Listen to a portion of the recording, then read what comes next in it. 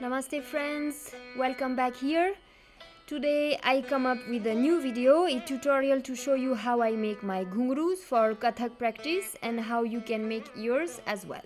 So if you find this tutorial useful, please give it a thumbs up and subscribe to this channel. Now let's see what you'll need to make your ghungurus. Obviously you will need some bells, the ghungurus. How many of them is up to you, depending on how many you want to wear on each leg. You will need as well some cotton rope, rassi, that is fitting in your ghungurus holes. You will need as well a round shaped file, cello tape and a pair of scissors. So first I have counted the ghungurus that I want on one leg and set them apart in my thali. We will start by cleaning their rings. When you buy the ghungurus, you will notice that they sometimes have little metal teeth in the ring in which the rope will go. So I use this little round shaped file to clean these teeth. Filing the inside of the ring makes it smooth and thus the ghungurus will last much longer.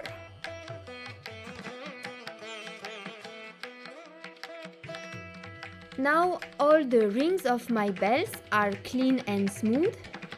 Now it's time to put the ghungurus on the rope.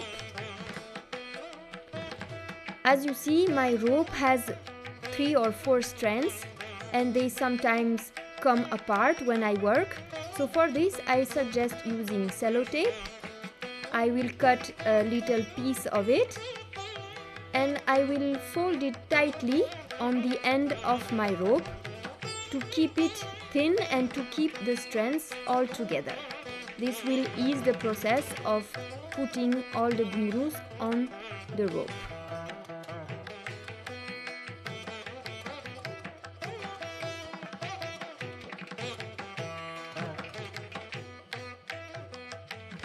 I can now start putting the ghungurus on the rope as you would make a necklace with beads and thread.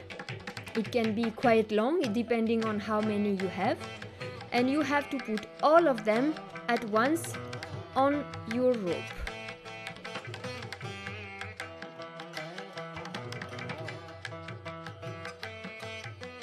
All my ghungurus are now on my rope and it's time to start tying the knots.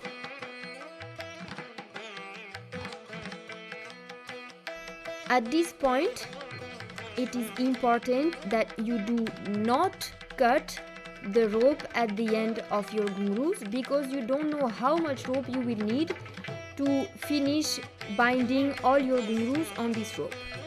You will have to keep about 50 centimeters or the length of your arm at the beginning before the first knot. This is the part that you use to tie your ghungurus up on your legs.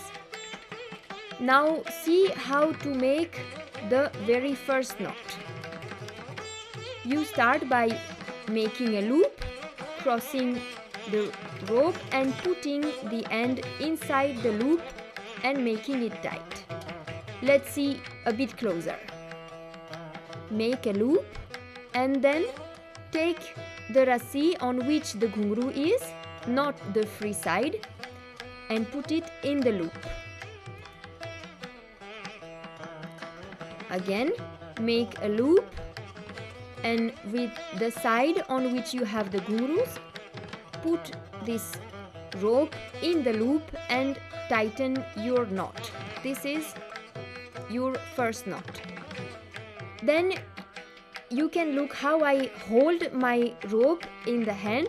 This is the most practical way I have found, but obviously if you are not comfortable with it in the beginning, it doesn't matter so much how you hold it. You catch one ghunguru and put the rope that comes after it in the loop that you just made and tighten it.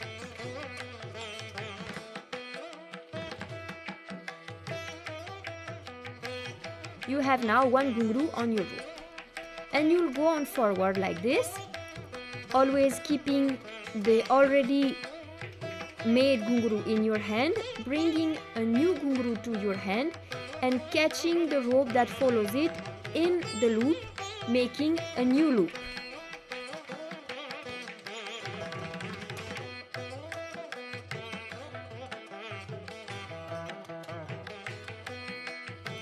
By pulling the string, you see that the loop that you made before is getting tighter while the new loop is being created for your next bell.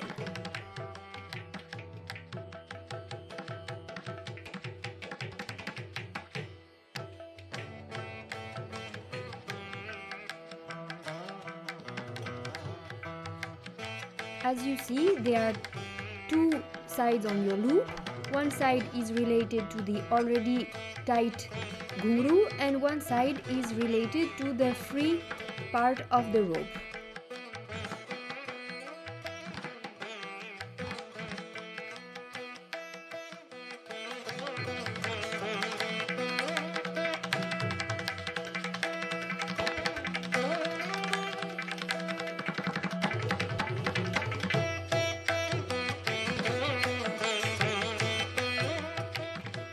You will reach a point where you have no free rope anymore to go on tying your knots. You will then have to make some more space by pushing the ghungurus further on the rope to get some free rope to make your knots further. Just free some more rope from your bundle and push the ghungurus further on it to free some space on the knot side.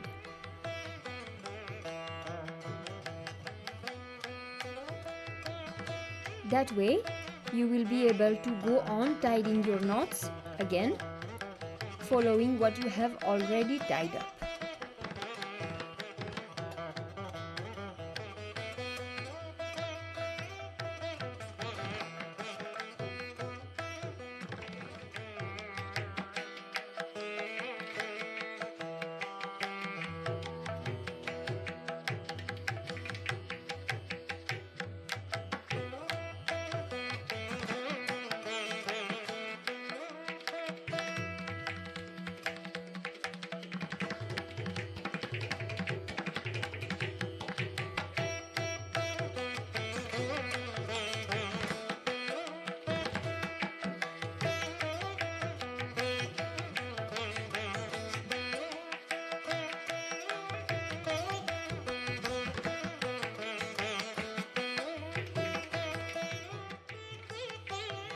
When you reach toward the end of your ghungurus and you have tied the last one on your rope, it is now time to make the final knot to secure all the knots that you have done up to here. Here again, keep about half a meter of rope that will be used to tie your ghungurus up on your ankles. You can now cut the rope, as we won't need any more to go on with the binding, and take the last loop that you have created and pull all the rope that you have all through the loop and tighten it to close your ghunguru. You see that you have now a nice braid made with your rope. In the end, you can make a knot at the very end of your rope, the one that you just cut, and remove the sellotape that you had on the very first part of your rope.